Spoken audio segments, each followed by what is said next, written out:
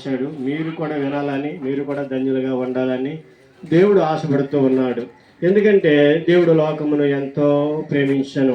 సృష్టికర్త దేవుడు మనందరికీ జన్మనిచ్చిన దేవుడు. ఆయనే మనందరికీ పరమ తండ్రిన దేవుడు.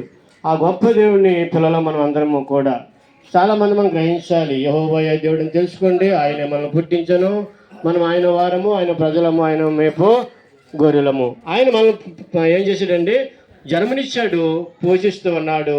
అందరికీ కూడా మంచి వాతావరణం ఇస్తూ ఉన్నాడు, అందరికీ పంటలు ఇస్తూ ఉన్నాడు, అందరికీ ఉద్యోగాలు ఇస్తూ ఉన్నారు, అందరి పిల్లలు కూడా చదువుతూ ఉన్నారు దేవుని కృపను బట్టి. ఎందుకంటే మనకి అందరికీ దేవుడే ఉన్నాడు కాబట్టి.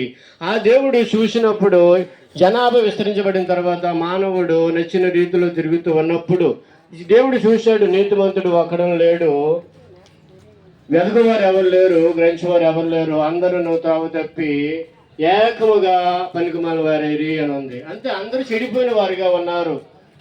మన తండ్రి అంటాడు, నా పిల్లలు చెడిపోతూ ఉన్నారు అని బాధపడతాడు. కాబట్టి దేవుడు కూడా ఆయన పిల్లలు మనం కాబట్టి దేవుడు బాధపడుతూ ఉన్నాడు, చింతిస్తూ